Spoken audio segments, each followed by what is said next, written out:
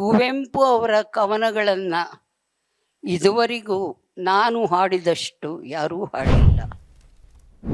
ರಸ ಋಷಿಗೆ ಕಾವ್ಯ ನಮನ. ರಾಮ್ ಪ್ರಸಾದ್ ಅವ್ರ ಬಗ್ಗೆ ಎರಡು ಮಾತು. ಮೊದಲು, ಯಾಕಂದರೆ ಅವರಿರೋದು ಅಮೇರಿಕ, ಕುವೆಂಪು ಅವರಿದ್ದದ್ದು ಕರ್ನಾಟಕ. ಅವರ ಮಾತಲ್ಲೇ ಹೇಳೋದಾದರೆ, ಕುವೆಂಪು ಅವರ ಮಾತಲ್ಲೇ ಎಲ್ಲಾದರೂ ಇರು, ಎಂತಾದರೂ ಇರು, ಎಂದೆಂದಿಗೂ ನೀ ಕನ್ನಡವಾಗಿರು. ರಾಮ್ ಪ್ರಸಾದ್ ಅವರು ಅಮೆರಿಕದಲ್ಲಿದ್ದು ಕನ್ನಡವಾಗಿದ್ದಾರೆ. ಕನ್ನಡದ ಕಂಪನ್ನೆಲ್ಲ ಕಡೆ ಹರಡ್ತಾ ಇದ್ದಾರೆ. ಕುವೆಂಪು ಬಗ್ಗೆನೇ ಇದೊಂದು ಪುಸ್ತಕವನ್ನು ತಂದಿದ್ದಾರೆ. ಹಾಗಾಗಿ ಅವರಿಗೆ ನನ್ನ ಹೃದಯಪೂರ್ವಕ ನಮನ, ಧನ್ಯವಾದ, ಪ್ರೀತಿ ಎಲ್ಲವೂ. ಇನ್ನು ಕುವೆಂಪು ಅವ್ರ ಬಗ್ಗೆ ಹೇಳೋದಾದರೆ, ನನ್ನ ಮತ್ತು ಕುವೆಂಪು ಅವರ ಒಡನಾಟದ ಬಗ್ಗೆ ಹೇಳ್ತೀನಿ. ನಾನು ತುಂಬ ಚಿಕ್ಕ ಹುಡುಗಿ, ಅಂದರೆ 7ನೇ ವರ್ಷದಲ್ಲಿ ಕುವೆಂಪು ಅವರ ಕಿಂದರ್ ಜೋಗಿ ಹಾಡು ಕೇಳಿದ್ದು ಮೊದಲು. ನನಗೆ ಕುವೆಂಪು ಅನ್ನೋರು ಯಾರು ಗೊತ್ತಿಲ್ಲ. ಒಂದು ಮಗುವಾಗಿ ಹುಡುಗಿಯ ಕೇಳಿದ್ದೆ. ನಂತರ ನಾನು ಹೈಸ್ಕೂಲಲ್ಲಿ ಓದುವಾಗ ಶಾಲಾ ಕಾರ್ಯಕ್ರಮದಲ್ಲಿ ನಮ್ಮದೇ ಹೈಸ್ಕೂಲಲ್ಲಿ ಅವರ ರಚನೆ ಜಯ ಜಯ ಜಯ ವಿಜಯೀ ಭವ ಹೇ ವೈಜಯಂತಿ, ಆ ಹಾಡು ಕೇಳಿದೆ. ಅದ್ಭುತವಾದ ಹಾಡು, ಎಷ್ಟು ಚೆನ್ನಾಗಿದೆ, ಇದನ್ನು ಯಾರು ಮಾಡಿದ್ರು ಅಂತ ರಾಗ ಸಂಯೋಜನೆ ಹುಡುಕೊಂಡು ಹೋಗಿ ನನಗೆ ನನ್ನ ಗುರುಗಳಾದ ಎ ವಿ ಕೃಷ್ಣಮಾಚಾರ್ಯ ಕಾವ್ಯನಾಮ ಪದ್ಮಚರಣ್ ಸಿಕ್ಕಿದ್ರು. ನನ್ನ 16ನೇ ವಯಸ್ಸಲ್ಲಿ ಮೊಟ್ಟ ಮೊದಲಿಗೆ ನಾನು ಆಕಾಶವಾಣಿಯ ಕಲಾವಿದೆ ಆದೆ. ಹಾಡಿದ ಹಾಡು ಮೊಟ್ಟ ಮೊದಲು ಕುವೆಂಪು ಅವರ ಉದಯ ಗಗನದಲ್ಲಿ ಅರುಣನ ಛಾಯೆ ಒಂದು, ಶೂನ್ಯತೆ ಏನಿದು ಹೃದಯದಲ್ಲಿ, ಅದೊಂದು. 2 ಹಾಡುಗಳು ಕುವೆಂಪು ಅವ್ರದ್ದು ಹಾಡಿದೆ. ಹಾಡ್ತಾ ಹಾಡ್ತಾ ಕುವೆಂಪು ಅವರ ನಿಕಟ ಪರಿಚಯ ಆಗೋದಕ್ಕೆ ಶುರು ಆಯಿತು. ನಾನು ಮೈಸೂರಿನವಳೆ ಆದ್ದರಿಂದ ಕುಕ್ಕರಹಳ್ಳಿ ಕೆರೆ ಮೇಲೆ ಹೋಗುವಾಗ ಕುವೆಂಪು ಅವರು ಅಲ್ಲಿ ವಿಹಾರಕ್ಕಾಗಿ ಬರ್ತಾಯಿದ್ರು. ಅವರನ್ನು ಕಂಡಾಗೆಲ್ಲ ನನಗೆ ನನ್ನ ಗೆಳತಿಯರಿಗನ್ಸೋದು, ಎಂಥ ಸುಂದರ ಕಡೆದ ವಿಗ್ರಹ, ಗ್ರೀಕ್ ಸುಂದರ ವಿಗ್ರಹ ಇದ್ದಂಗಿದ್ದಾರೆ ಅಂತ ನಾವು ಮಾತಾಡ್ಕೋತಾ ಇದ್ವು. ಅಂಥ ಸುಂದರ ಪುರುಷ ಕುವೆಂಪು ಅವರು. ಆಮೇಲೆ ಒಂದೊಂದ್ಸಲಿ ಅವರು ದೇವರಾಜಾರ್ಸ್ ಮಾರ್ಕೆಟ್ಗೆ ಹೋದುವಾಗ ಕಾರಲ್ಲಿ ನೋಡ್ತಾ ಇದ್ವಿ. ಕಾರಲ್ಲೇ ಕೂತಿರೋರು ಅವರು. ಅವ್ರ ಮನೆಯವರೆಲ್ಲ ಸಾಮಾನು ತರಕ್ಕೆ ಮಾರ್ಕೆಟ್ಗೆ ಹೋಗಿ ಬರ್ತಾಯಿದ್ರು. ಅದೊಂದು ಸಂದರ್ಭ.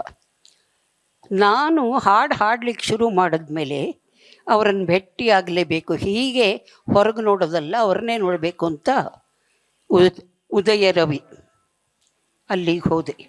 ಅಂದರೆ ಅವ್ರನ್ನ ನೋಡೋಕ್ಕೆ ಮುಂಚೆ ಅವರ ಇದು ಇರುವಿಕೆಯನ್ನು ತಿಳ್ಕೊಂಡು ಅವರ ಪರ್ಮಿಷನ್ ತೊಗೊಂಡು ಹೋಗಬೇಕಾಗಿತ್ತು. ಮೊದಲ ಸಲ ಹೋದೆ, ಚಿಕ್ಕವಳು ಇನ್ನೂ. ಆದರೆ ಅಷ್ಟೊತ್ತಿಗೆ ಅವರ ಹಾಡುಗಳು ಸಾಕಷ್ಟು, ಒಂದು ವರ್ಷದಲ್ಲಿ ಸಾಕಷ್ಟು ಕುವೆಂಪು ಅವರ ಹಾಡು ಆಕಾಶವಾಣಿಯಲ್ಲಿ ಹಾಡಿದ್ದೆ ನಾನು. ಹೋದ ತಕ್ಷಣ ಗೇಟು ತೆಗೆದು ಒಳಗೆ ಹೋದರೆ ಬಾಗಿಲು ತಟ್ಟಿದ ತಕ್ಷಣ ಕುವೆಂಪು ಅವರು ಬಾಗಿಲು ತೆಗೆದರು. ನನಗೊಂದು ಕ್ಷಣ ರೋಮಾಂಚನ, ಆಶ್ಚರ್ಯ, ಒಂಥರ ಭಯ ಎಲ್ಲ. ಬನ್ನಿ ಒಳಗೆ ಎಂದರು. ಹಾಗೆ ಅವರ ಒಡನಾಟ ಶುರುವಾಯಿತು ನನಗೆ. ಅವರ ಹಾಡು ಹಾಡ್ತಾ ಹಾಡ್ತಾ ಪ್ರತಿಯೊಂದು ಹಾಡನ್ನು ನನ್ನ ಹಾಡು ಪ್ರಸಾರವಾಗೋದನ್ನು ಅವರು ಕೇಳಿದ್ದಾರೆ. ಹಾಗಾಗಿ ನನ್ನ ಹಾಡಿಕೆಯ ಬಗ್ಗೆ ಅವರಿಗೆ ಅತ್ಯಂತ ಪ್ರೀತಿ ಇತ್ತು. ನಾನು ಸಾಕಷ್ಟು ಸಾರಿ ಅವ್ರ ಮನೆಗೆ ಹೋಗಿದ್ದೀವಿ. ಪ್ರಾಯಶಃ ಸುಗಮ ಸಂಗೀತಗಾರರಲ್ಲಿ ನನ್ನಷ್ಟು ಅವರ ಮನೆಗೆ ಹೋದವರು ಯಾರೂ ಇಲ್ಲ. ಅವ್ರ ಮನೆಗೆ ಹೋದರೆ ನನ್ನ ಹಾಡಿನ ವಿಮರ್ಶೆ ಮಾಡೋರು. ಒಮ್ಮೆ ಹಾಡಿದ್ದೆ ಅವರದ್ದೇ ಕವನ, ಹಗಲೆಲ್ಲ ಧೂಳಿನಲ್ಲಿ ಗೊಂಬೆಯಾಟವನ್ನಾಡಿ ಇರುಳು ಬರೆ ಮಲಗುವೆನು ನಿನ್ನ ಮಡಿಲಿನಲ್ಲಿ ಅಂತ. ಕುವೆಂಪು ಅವರಿಗೆ ಎಷ್ಟು ಸಂತೋಷ ಆಗಿತ್ತು ಅಂದರೆ ಹೇಳಿದ್ರು, ಲೀಲಾವತಿಯವರೇ ನೀವು ಆ ಹಾಡನ್ನು ಎಷ್ಟು ಚೆನ್ನಾಗಿ ಹಾಡಿದ್ದೀರಿ ಅಂತಂದರೆ ಮತ್ತೆ ನೀವೇ ಆ ಹಾಡನ್ನು ಹಾಡಿದ್ರೆ ಅಷ್ಟು ಚೆನ್ನಾಗಿ ಹಾಡ್ಲಾರ್ರಿ ನೋಡ್ರಿ ನನಗೆ.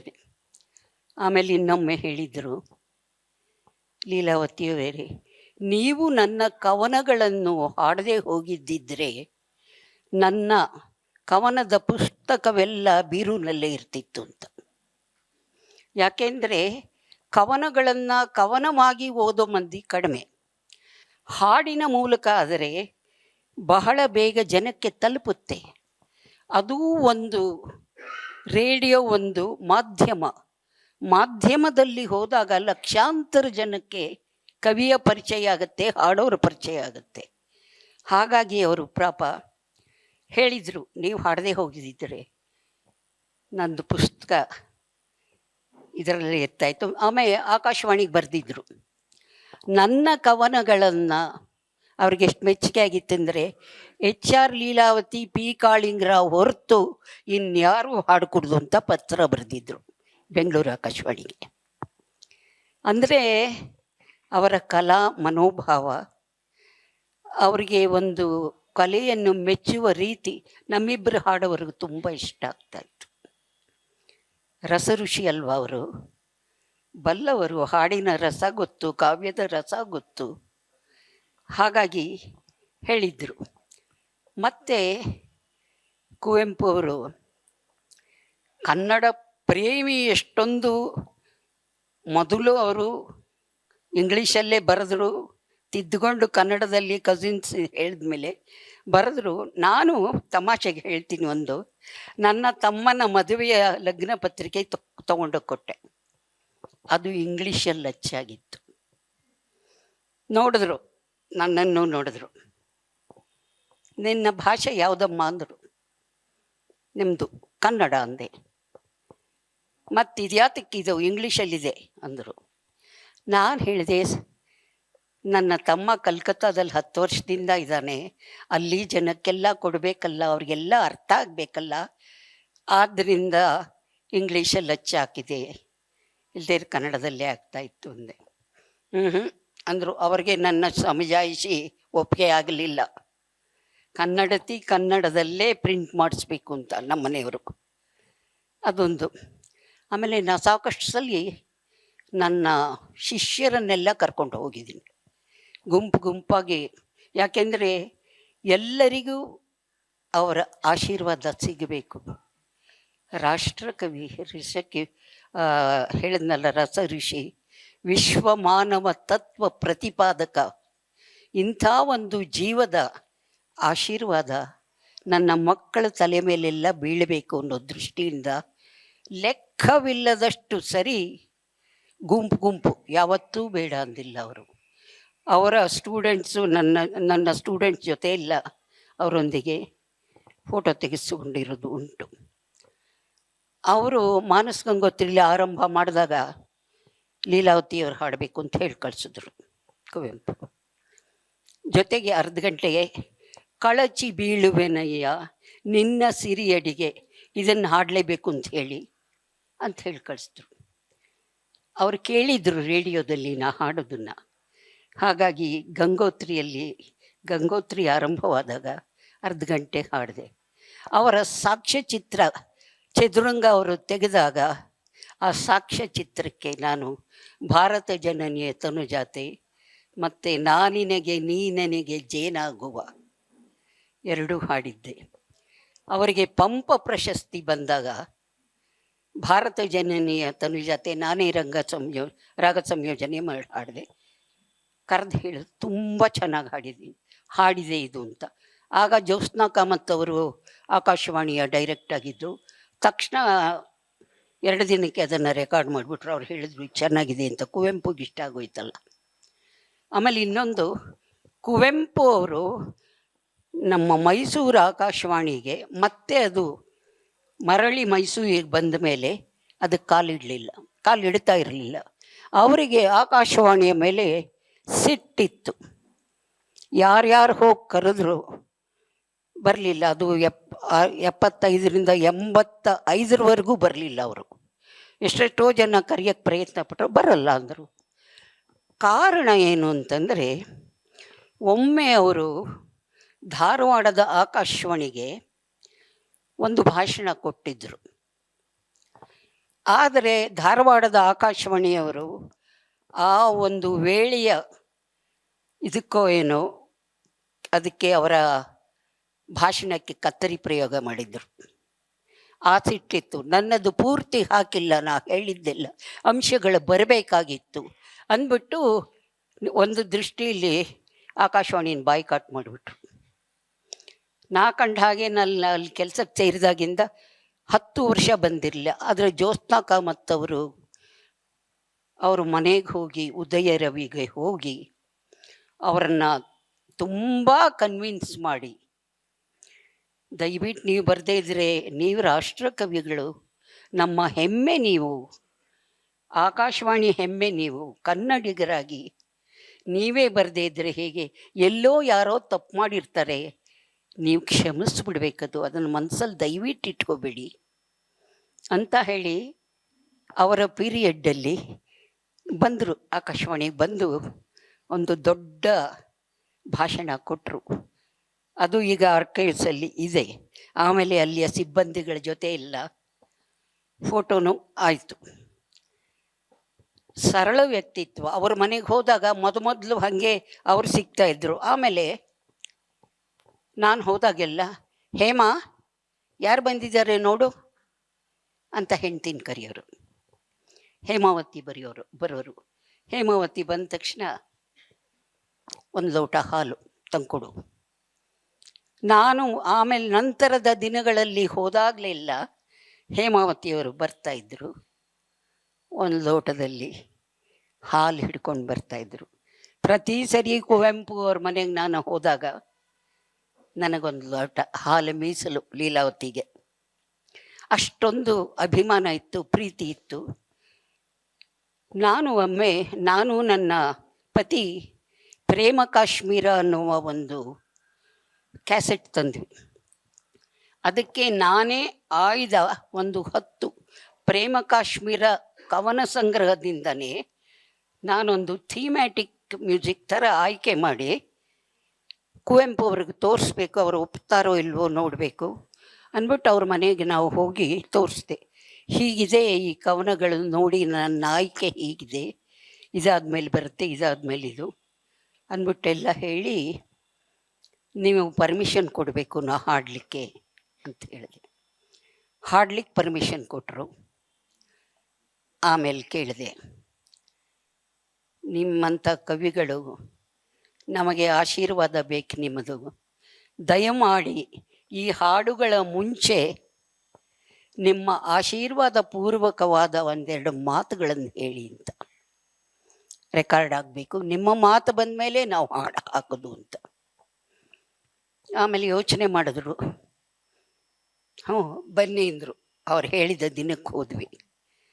ಹೋದಾಗ ಆ ದಾಂಪತ್ಯ ಗೀತೆಗಳ ಬಗ್ಗೆ, ಅವರೇ ಬರೆದ ದಾಂಪತ್ಯ ಗೀತೆಗಳ ಬಗ್ಗೆ 4 ಕವನ ಸಂಗ್ರಹದ ಬಗ್ಗೆ ಹೇಳಿ, ಆಮೇಲೆ ಇವರು ಹಾಡಿದ್ದಾರೆ ಅಂತ ಹೇಳಿದ್ದಾರೆ. ನನ್ನ ಪ್ರೇಮ ಕಾಶ್ಮೀರ ಕ್ಯಾಸೆಟ್ಟಲ್ಲಿ ಅವರ ಮುನ್ನುಡಿ ಇದೆ. ಅವರು ಮಾತಾಡಿದ್ದಾರೆ. ಪ್ರಾಯಶಃ ಇನ್ಯಾವ ಕ್ಯಾಸೆಟ್ಗೂ ಅವರು ಮಾತಾಡಿಲ್ಲ. ಅದು ನನಗೆ ಒಂದು ಆಶೀರ್ವಾದ, ಹೆಮ್ಮೆ, ಹೆಚ್ಚಳಿಕೆ. ಆಮೇಲೆ ಅವರು ಒಮ್ಮೆ ಹೋದಾಗ ಕೇಳಿದ್ರು, ಲೀಲಾವತಿ ನೀವು ಓ ನೋಡದವು ರಂಜಿಸುತ್ತಿದೆ ರಜನಿಯ ಕೈದೀಪ, ಅದನ್ನು ಅವರದ್ದು, ಅದು ಅವ್ರಿಗೆ ಪ್ರಾಯಶಃ ತುಂಬ ಇಷ್ಟ ಅಂತ ಕಾಣುತ್ತೆ, ಹಾಡ್ತೀರಾ ಅಂದರು. ನಾನು ಅದುವರೆಗೂ ಅದಕ್ಕೆ ರಾಗ ಸಂಯೋಜನೆ ಮಾಡಿರಲಿಲ್ಲ. ನಾನು ಮುಂದೊಂದು ಸರಿ ಬಂದಾಗ ಹಾಡ್ತೀನಿ ಅಂದ್ಬಿಟ್ಟು ಅದಕ್ಕೆ ರಾಗ ಸಂಯೋಜನೆ ಮಾಡಿ ರಾಗಮಾಲಿಕೆಯಲ್ಲಿ ಅವ್ರ ಮುಂದೆ ಹೋಗಿ ಹಾಡಿಸ್ದೆ. ಎಂಥ ಒಂದು ಮುಗ್ಧ ಜೀವ ಮಗು ಅನಿಸ್ತು. ಕೇಳಿ ಅವರು ಪಟ್ಟ ಸಂತೋಷ ನನಗೆ ಹೃದಯ ತುಂಬಿ ಬಂತು. ಮತ್ತೆ ನನ್ನ ಶಿಷ್ಯರುಗಳನ್ನೆಲ್ಲ ಕರ್ಕೊಂಡೋಗಿ ಹಾಡಿಸ್ದೆ ಮತ್ತೆ ಅದನ್ನು. ಆಮೇಲೆ ಹೇಳಲಿಕ್ಕೆ ಹೋದರೆ ಬಹಳಷ್ಟು ಘಟನೆಗಳೇ ಇದ್ದೆ. ನಾನು ಮುಂದುವರ್ಸೋದು ಬೇಡ ಅನಿಸುತ್ತೆ. ಇನ್ನೊಂದೇ ಒಂದು, ಕುವೆಂಪು ಅವರ ಕವನಗಳನ್ನು ಇದುವರೆಗೂ ನಾನು ಹಾಡಿದಷ್ಟು ಯಾರೂ ಹಾಡಿಲ್ಲ. ನಾನು ಗುರುಗಳಿಂದ ಕಲಿತು ನಾನು ರಾಗ ಸಂಯೋಜನೆ ಮಾಡಿ ಹಾಡಿರುವ ಒಟ್ಟು ಲೆಕ್ಕ ಕೊಡೋದಾದರೆ ನಿಮಗೆ ಕುವೆಂಪು ಒಬ್ಬರದೇ ಕವನ 163 ಹಾಡು ಹಾಡಿರೋದು ನಾನೊಬ್ಬಳೆ. ಇನ್ನು ನಾನು ಅವರ ಸ್ಮರಣೆಯೇ ಸುಂದರ, ಅವರ ನೆನಪೇ ಮಧುರ. ಅವರು ಚಿರಂತನ. ಕುವೆಂಪು ಹೋಗಿಲ್ಲ, ಎಲ್ಲೋ ಹೋಗಿದ್ದಾರೆ, ಎಲ್ಲರ ಹೃದಯದಲ್ಲಿದ್ದಾರೆ, ಎಲ್ಲೆಲ್ಲೂ ಇದ್ದಾರೆ. ಅವರು ಸರ್ವಾಂತರ್ಯಾಮಿ. ಯಾಕೆಂದರೆ ವಿಶ್ವಮಾನವ ಅಲ್ವಾ, ಮಾನವನಿಗೆ ಸಾವೇ ಇಲ್ಲ, ಎಲ್ಲ ಕಡೆ ಇದ್ದಾರೆ, ನನ್ನಲ್ಲಿ, ನಿಮ್ಮಲ್ಲಿ, ಎಲ್ಲೆಲ್ಲೂ.